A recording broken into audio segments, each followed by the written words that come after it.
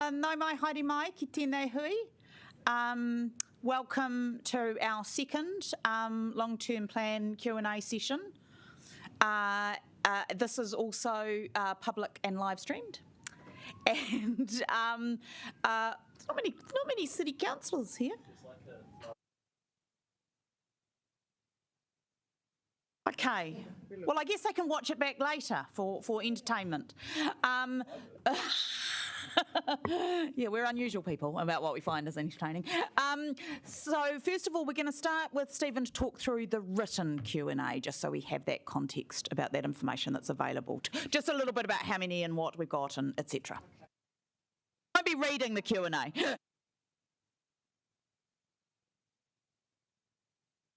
Kia ora, councillors, and good afternoon. The written Q&A have just recently been sent out. There were 248 questions. Thank you very much, I think. And about 57 pages. So, you know, obviously a high level of interest. There are a couple of questions in the pack that we haven't had time to answer yet, but we'll do our best to get something out later or cover it off tomorrow. So you'll probably want to have a good study of those, and where relevant, we incorporated questions that were raised at the Q&A session the other day. So it's probably, I'd suggest we should probably councillors should focus on different questions, if there were any, than the ones that have been printed, asked in written Q&A and our responses, and probably not to go over the same ground as we did the other day as well. I guess councillors probably, we might not know what questions other councillors have asked. That's true. So, but I think we would be satisfied if there were short answers that are covered in the Q&A and referring us to the Q&A. That would be useful. So no structure to the questions, just anything? Yes, so. Okay, Councillor Pannett. Thank you, Chair. Mr. MacArthur, I did send you 7 questions this morning. I appreciate you. Yeah, only 7. There may be more. So I appreciate you having a busy day. Look, you know, I'm concerned about the issue of consultation on the Reading deal in the draft budget. So I guess, and I do want these questions answered in public. I think it's helpful about whether people will be able to give feedback on this budget line, and will it be taken into consideration as part of the analysis that officers will be doing? So what I think the Mayor might have circulated an email that I wrote to her about Reading, and because the council decision was wholly contained, the budget really reflects that decision that has previously been made.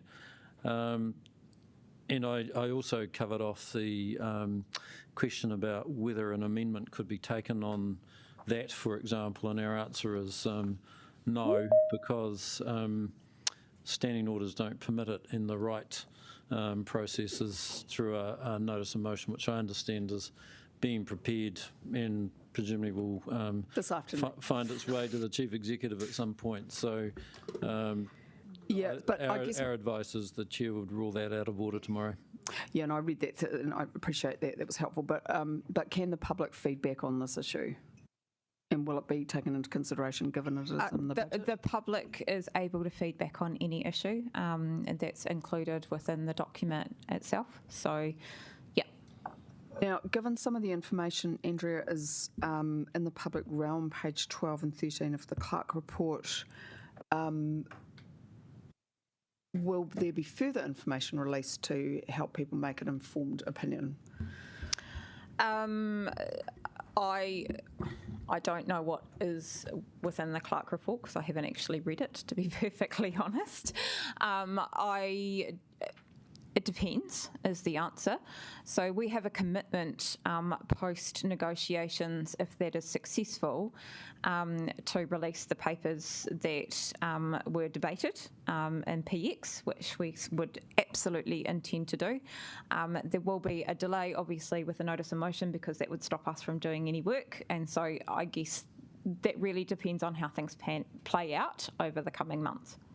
So just the last question, because I'll leave it for debate. I guess what I'm struggling with is that it is in an important council document, the long-term plan, and yet there's been no consultation around it, and there's been no further information provided around it. So it's in a very odd place, and I'm not used to items of this significance being like this. Sorry. So I guess I think it does require some maybe commentary from officers to explain this whole situation. Can I just note that this doesn't meet the significance threshold in our significance and engagement policy. So that is the trigger for public consultation through this long-term plan process. That advice was given to the council within the paper that was drafted and that was debated as part of the PX. So, that is in every council decision that we went through. So the councillors were entitled to make that decision without going out for public debate, and we made that clear at that point in time. The long-term plan document, there are many projects within the long-term plan document that it's based on our best available information that we have at a point in time. We don't necessarily want to exclude projects because then we're providing the public with a document that kind of looks like it's going to taper off, or things are going to disappear, or there's many projects that will be committed, that are in there that haven't been committed by the council. It's part of an iterative process that we have to continue to go through as we prepare this long-term plan document, and that's why we do it every 3 years to update. Councillor McNulty. Thank you. Really trying to get through the Q&A doc, so apologies if this is in there already. So my understanding is under the parking policy that we look at the implementation of parking meters when utilisation is 85% or greater.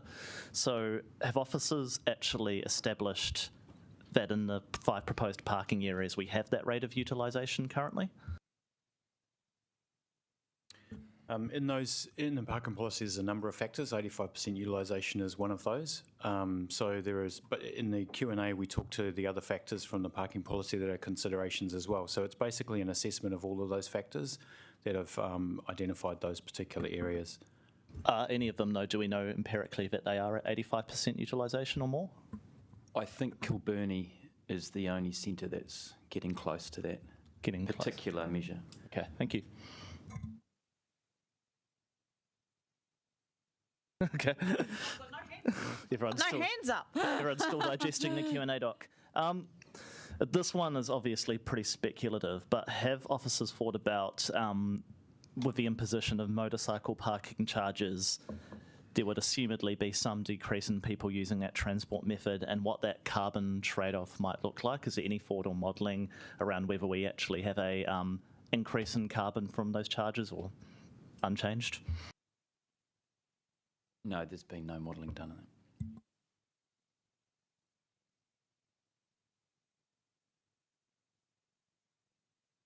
Councillor Calvert. Yeah, look, I'm just trying to understand the costs associated with the social housing, and I'm trying to read the Q&As at the same time, so it may be in here. But I'm just trying to understand is the costs for the OPEX and the CAPEX. Now, there's a question, quick Q&A here, 25, which asks details of the amounts, but it doesn't seem to relate to one of the activity lines in the budget. So I'm just trying to understand where that figure comes from of 437,000.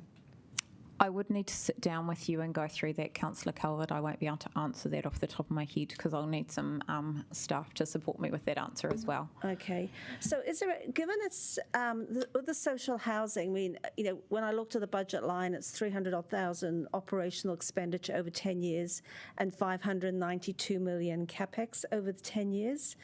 And just trying to understand how this high cost has come about and how we may mitigate that in terms of the commitment required of this council, because if you look at our overall budget, it's a significant part of it.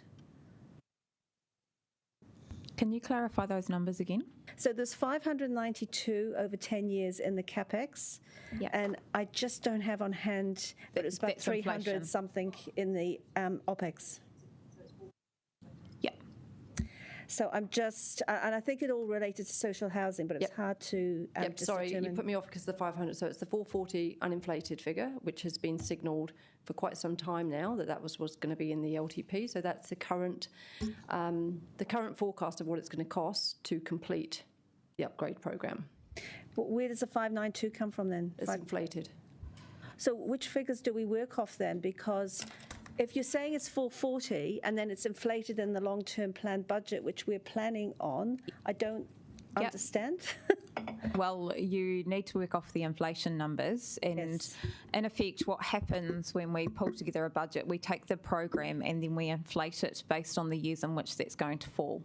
So basically, we That's- are now saying it's going to cost us $592, it's 522 million, sorry, to meet our requirements for the social housing upgrade.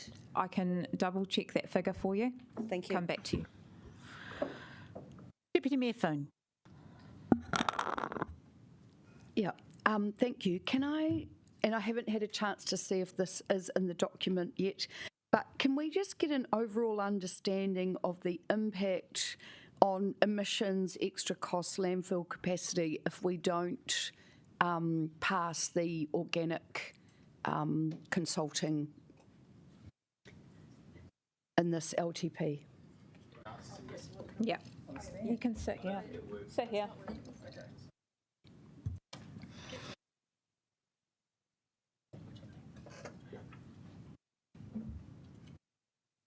On. Okay.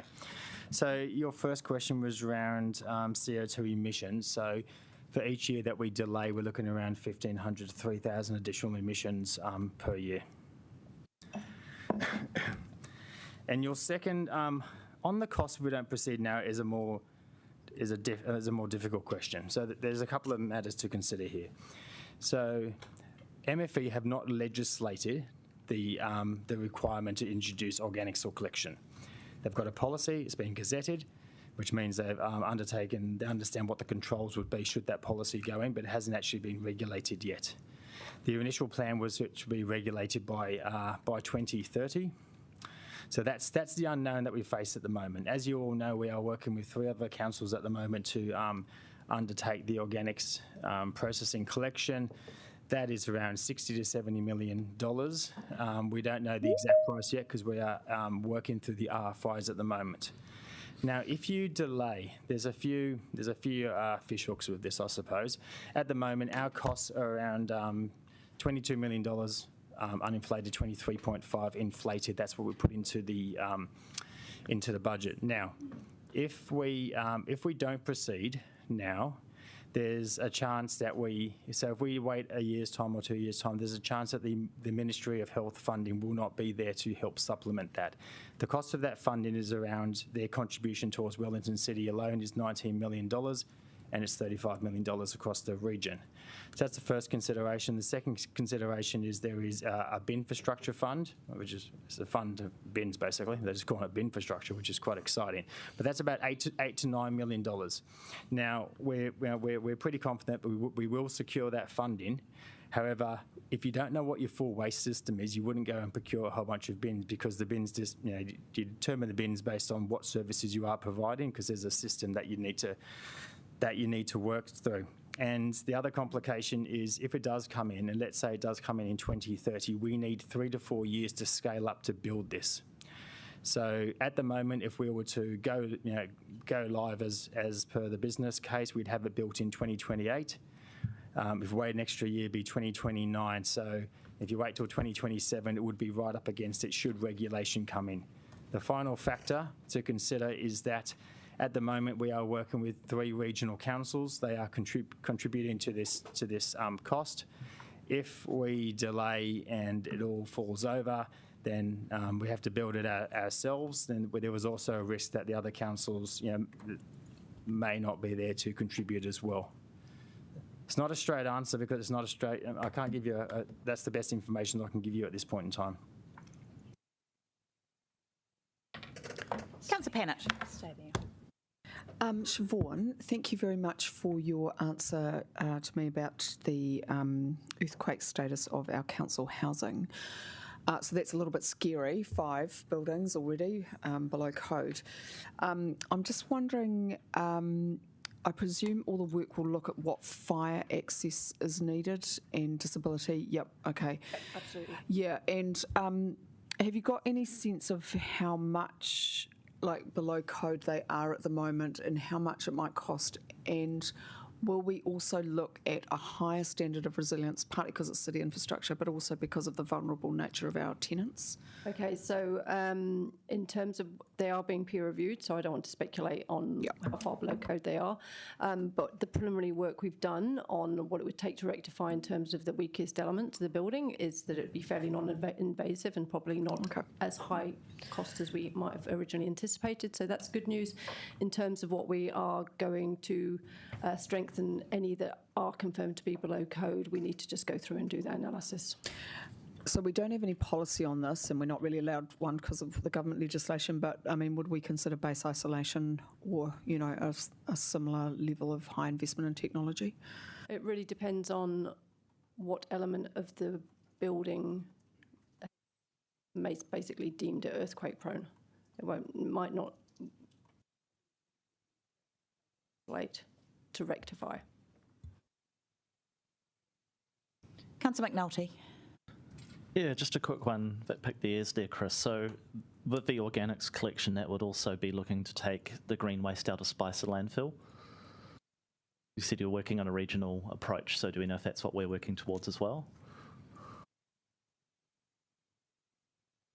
Sorry, would we doing, so organic collection, so for Porirua, for Spicer landfill, would we also be looking to divert green waste from that facility? Yep, yep. Okay, so that would be good news to the residents of Tawa. Thank you. I don't have anybody. Councillor Calvert. Thank you, Councillor. I'm still going through the questions, but we've got 57 pages of Q&As that we've just got a few minutes before this meeting. Were officers a bit surprised at the amount of questions being asked? I can answer that, Councillor. I think last LTP, I think from memory there might have been 80 pages, so it's probably in the same ballpark. Okay. Do officers feel that elected members have sufficient time to contemplate this information before we debate it tomorrow? Mm-hmm. Yes, because if you go right back to the beginning, we've been working on the LTP for 18 months. I think this session plus last session takes us to about 26 sessions of kind of workshops and briefings. So it's I think fairly normal in an LTP. It's a iterative process, and it's not kind of a all-in-one, once-only kind of. I appreciate it, but we have got 57 pages of Q&As, and that suggests to me that there's a lot of information that we hadn't had, that now we have, and now we expect it to be debated. So I'm just, if you think that's fine, that's okay. Thank you. Councillor Abdurrahman.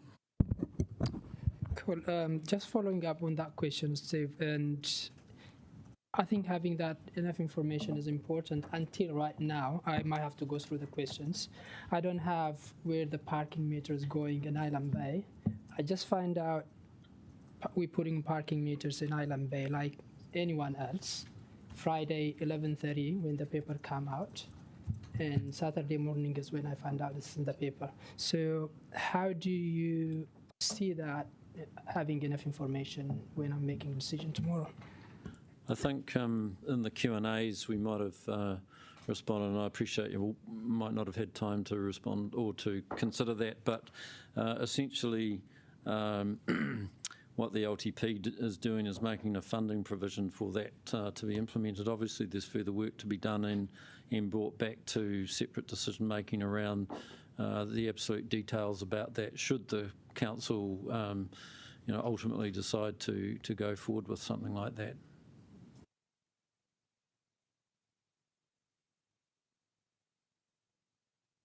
Deputy Mayor Foon. Yeah, just on the back of that, so hearing that actually we're in a process, so we've almost started with the budget now, just as we go through that process, would we get the chance to consult with communities? Would it be considered high enough to do that in terms of our, I'm seeing quite a few nods from our General Counsel and CFO and probably our Parking Services Manager, so yes. Great, thank you. Councillor Chung. I have a question for Chris, just based on the responses that you just gave to Deputy Mayor Foon. Can you actually check with the Ministry of Health about their funding?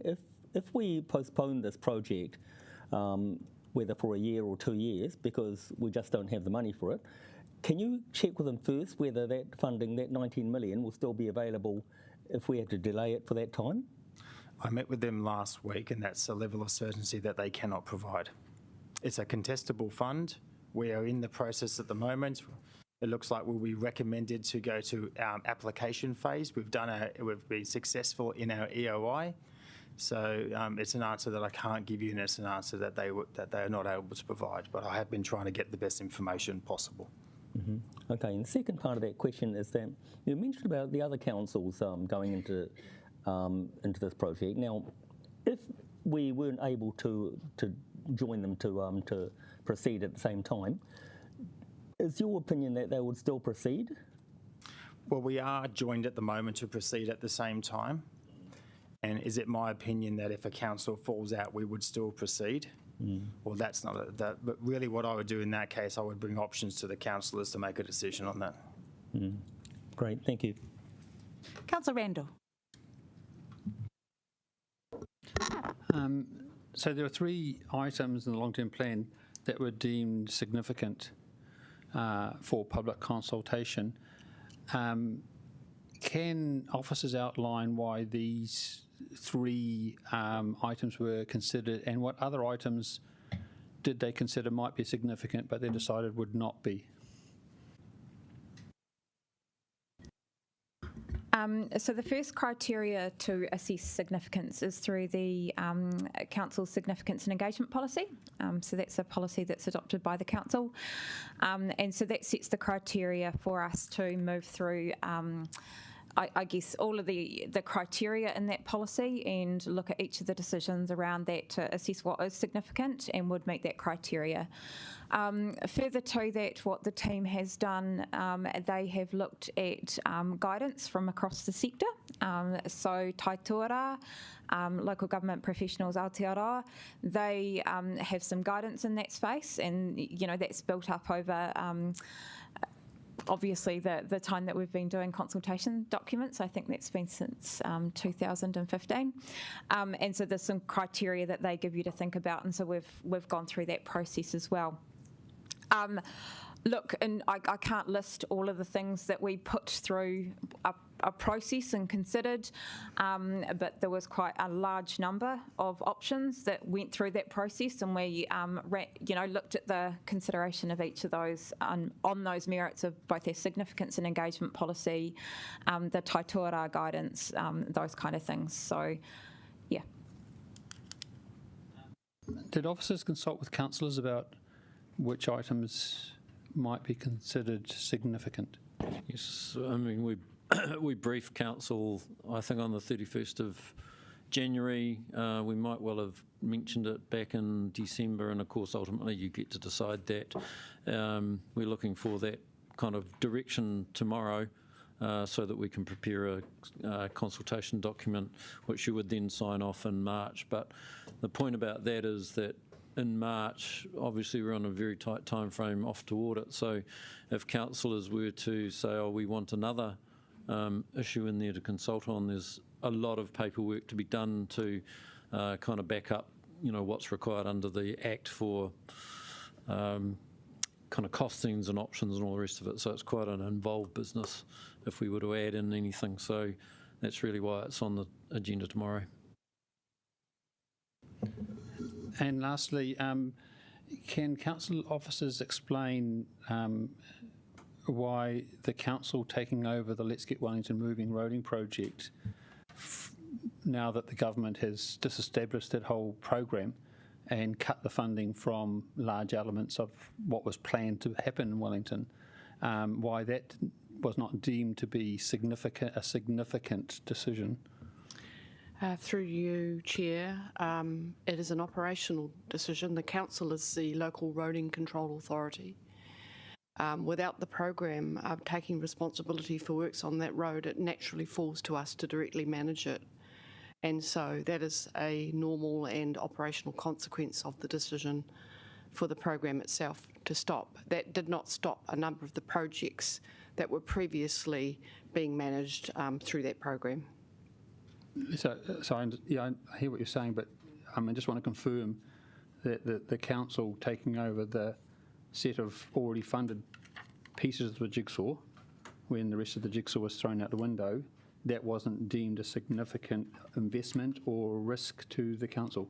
No, as I said, it's an operational consequence of the end of the partnership that was Let's Get Wellington Moving. So the respective partners continue to manage their activity, and for us, we are the local roading control authority, so we manage projects on our local roads, whereas NZTA Wakakotahi would manage projects in the state highways, and likewise the regional council then takes responsibility for the aspects related to the bus service. So it is not a governance decision, it is simply an operational consequence of a much higher level governance decision. Councillor Free. I've just got some questions of clarification around the housing, the Te Mahana stuff, that's what it's called, isn't it? Toi Mahana. So when last time we did an LTP, we had to put aside $440 million, which was estimated to cover our obligations to upgrade and whatever, our housing stock, but it seems that that's risen quite a lot. Can you explain exactly what we're putting into that program? So we've now got to the bottom of that difference between the 440 and the 590. Yeah. In that line is also the output of the asset management plan, so that renewals from normal wear and tear of those buildings, so that's added onto that. So the HUP program, that 440 stays the same. And that is the inflated costs, Councillor Calvert. I led you astray. So the 440 is the inflated cost, just for clarity. And then the additional amount is the additional renewals that we have across our housing program over and above that. So when we committed to match the government's funding, did that not include the 127 million that we're spending just on renewals? No, it was all about bringing it up to a certain standard, and there are 19 key elements that need to be met in order to achieve that standard. So that's what the HUP 2 program is all about. It didn't include normal renewal and wear and tear. And after a certain period of time, we've committed to keep social housing for a period, I can't remember, it's quite a long time. But after that time, is there the possibility of starting to sell off some of our stock if we really need to financially? I think the intent over time is for Te Toi Mahana to take ownership of those properties, but it's a long period of time. Okay. Is there any chance we could spread that, push that, level out that level of expenditure over a longer time frame? It's really challenging because we've got terms of the deed that we need to meet. Okay. It's just a huge chunk of our budget, that's all. Councillor Abdurrahman, sorry. Cool. This is maybe for Chris. And my question is, there is an amendment, maybe as a substantive, that is coming tomorrow. And that amendment is towards the Ofiro Bay issue, moving the tip shop down to Happy Valley Road. The notion of that amendment is supported by the mayor and deputy mayor. And do you support removing the current proposal from the plan and the budget from the long term. I just want to clarify, we have to be careful the way we ask these questions. It's not support or not support. It's your advice around that amendment. Well, usually that's what we ask when amendments come. Okay, Anyways, whichever way, but I'll leave it to you. I'll focus the question on the resource recovery hub rather than this site.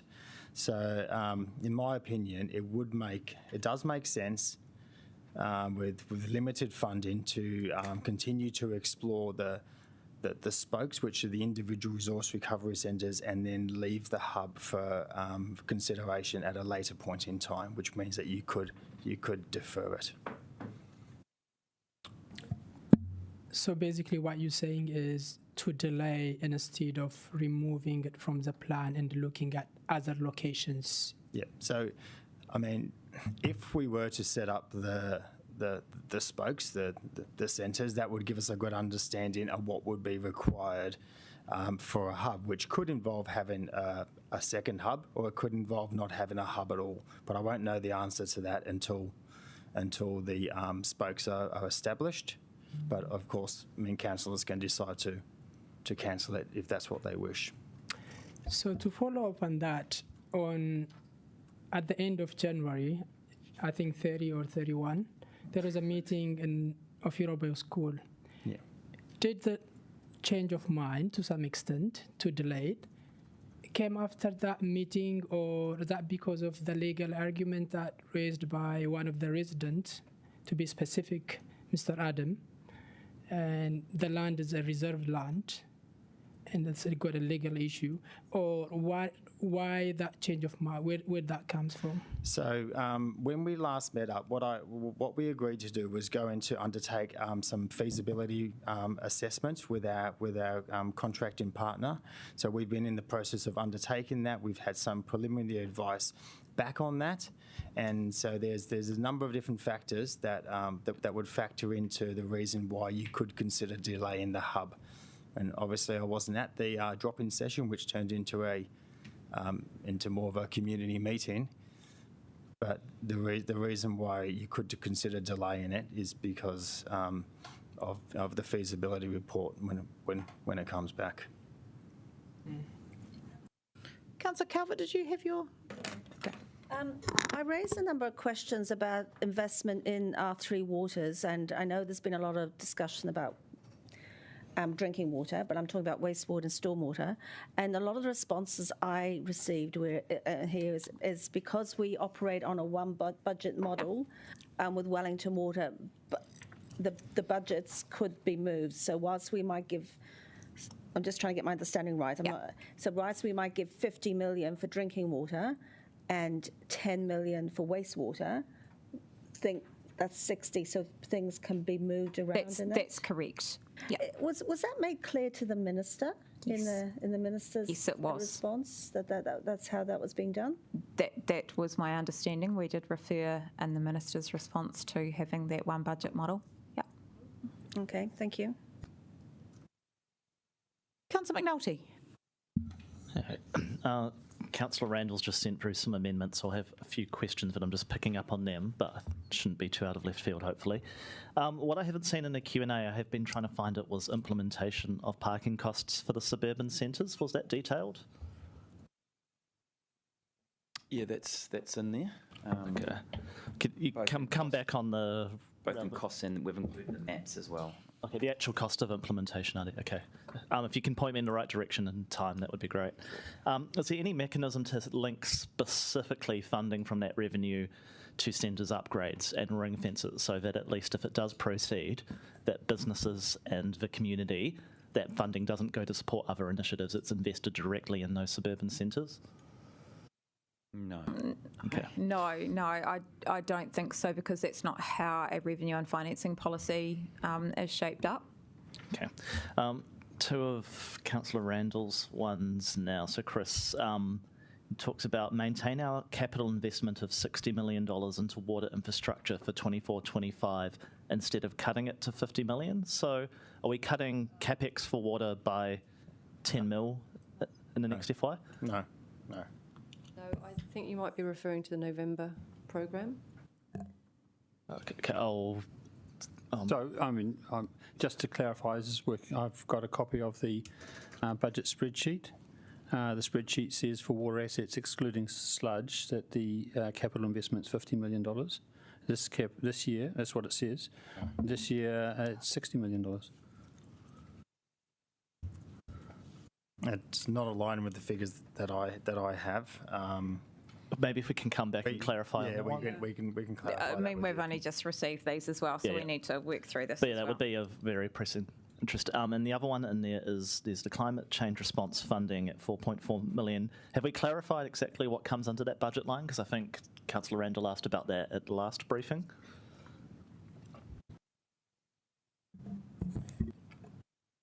Well, I'm quite clear, but I think probably the best way to deal with this is email through what the program's going to fund next year as the fiscal envelope at 3.4.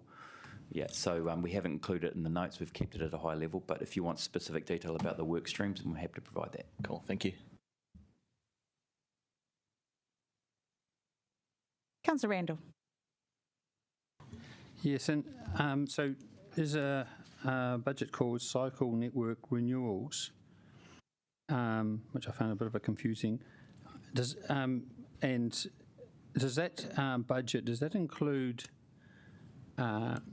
building more cycleways that are in the cycling network project, or is it just renewing what we've currently got for cycle, like replacing and remediating? Right. So as we're building the network, we're providing renewal money for that network as it gets larger and longer.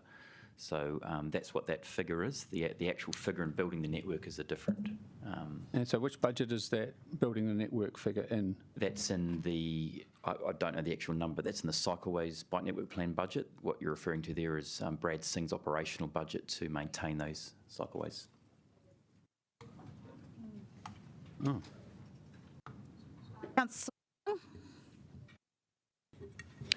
Thank you. Regarding the proposed installation of metered parking in the suburban areas, has there been any consideration to how many full-time equivalents we actually need to enforce those new parking areas? I'm not sure Chris can answer that, but I might give it a go, and James potentially can talk about the staffing resources, but we'll leave that to him.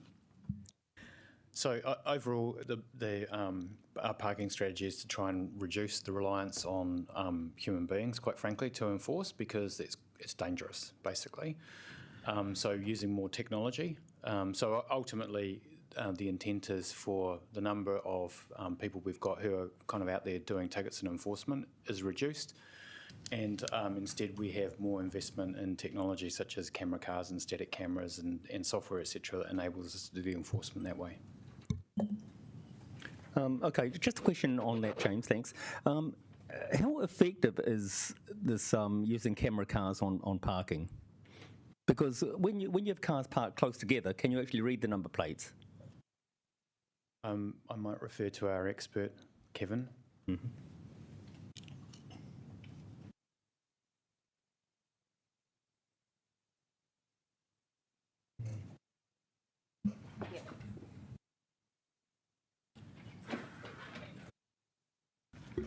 Yeah, the way those camera cars will work is that they drive down the street. They focus on the signage that applies to the particular part of the city or the street that they're monitoring. The cameras simply read the license plate of the vehicle and the rear right-hand rear tyre valve. And that provides information as to whether or not, when they go back down after that time restriction is ended, as to whether or not the vehicle is moved. Sorry, a further question on that. So, as the camera car drives down the street, they will see the car parked at the end, but can they actually see all the cars in the middle? Because can they read those number plates? Yes, they can. So they drive down. So, for example, if you're thinking about a strip of residence parking, they can read every vehicle in that line, and they focus in just on the license plate and the rear wheel, as I said. They have cameras that can also capture the signage that is in the particular area, so the time restriction, so that we can capture information to be able to verify that the time restriction is what it is. So if it was a 2-hour time restriction, a vehicle could drive down there at midday. It could drive down there again at 2:10, and if the technology would be able to tell the operator whether or not that vehicle had moved at all. If it hadn't moved and beyond the length of its time restriction, it would be automatically ticketed. Okay, so has there been any work done on the costing of this, though? Is there any incremental costing? We're taking a very deep dive into this particular issue. I think it may be a separate briefing or something. Yeah. We have done work on the costing. Yeah. So that is included in the Q&A, and the migration to the new technology has already been approved in the current LTP. Okay, thank you. Councillor Calvert. It just goes back to that cycling renewals. I mean, given these are new cycleways, why wouldn't they sort of coded as upgrades? Thanks, Councillor Calvert. I'm just trying to get some clarification from the team here, because I may again have given Tony a bit of an incorrect stare. Vita, could you come and explain the naming conventions to your budget, please?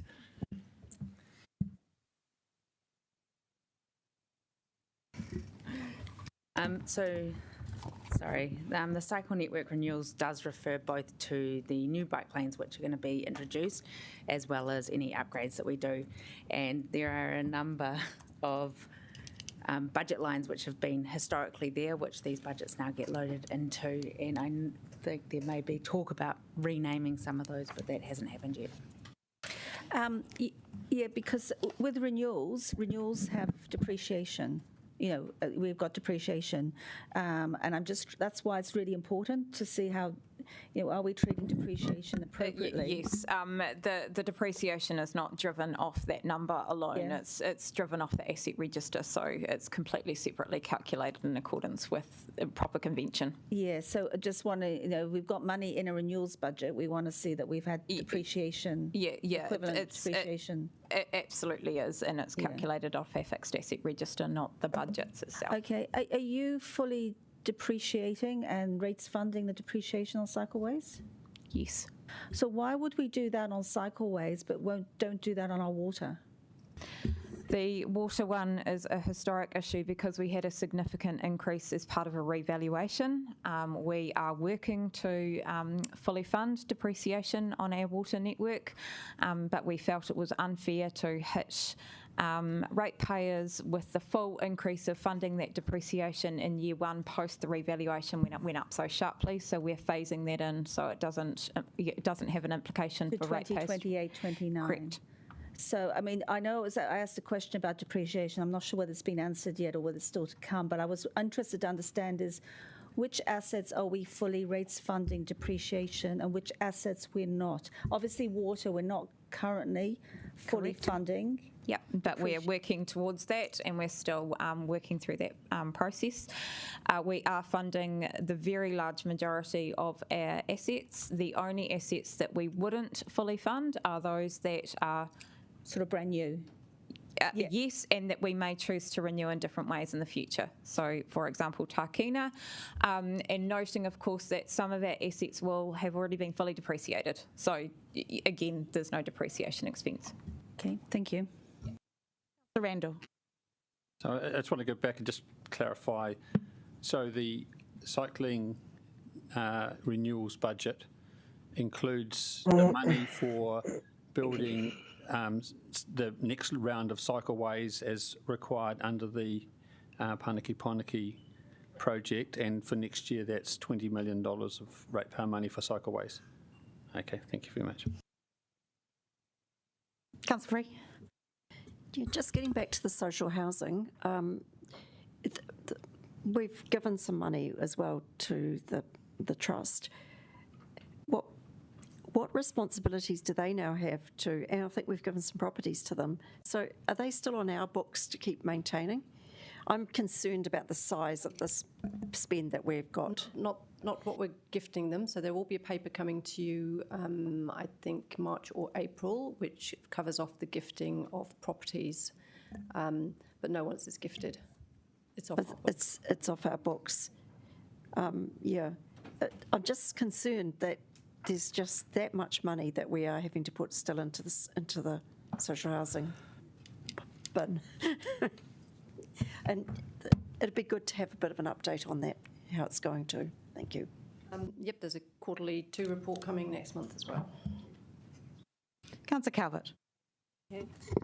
Yeah, I mean, the social housing, because, I mean, initially it was sort of meant to wash its own face. So we've got huge hundreds of millions of dollars to be spent.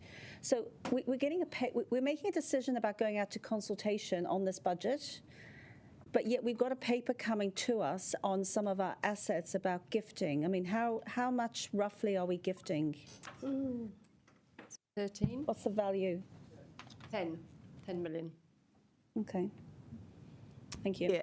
And just to be clear, HUP 2 was always the council's responsibility. We continue to hold the assets. Yes, but we're also spending several $100,000 on operational costs as well, that I don't think any of us understood that to be the case. Or bring that back from Te Toi Mahana. Where's that in the budget line? It's in the revenue. It would be good. It'd be good for us to see that. Thank you. Put it out for us. Thanks. Are there any other questions? Councillor Chung. I'm just reading item 61, question answer 61, regarding charging stations in Wellington. The response has been that we're contractually obliged to install and operate a minimum of 30 chargers. We currently have 16 being used, but the other ones haven't been started yet, haven't been installed yet. Can we actually look at cancelling that contract and saying that we don't want to install the rest of those, because private companies are coming out and installing them on their sites? So I don't believe that. I think that we should look at. We're just asking the question, not giving our opinions at this point. So can we get the answer to the question? Short answer: yes, we can. Yes, we can, Councillor, for the ones that aren't committed. Okay, great, thank you. Councillor Calvert. Yes, no, I thought I had my figures right, because I looked up the housing operations and maintenance total, and the net total was $307,000 over the 10 years to this council. It does show income, so but the income is much less than the expense. Yeah, we, as noted, we'll come back to you on that one. Thank you. Yeah. There looks to be no further questions, so we'll have a short break before our next session. Thank you, everyone.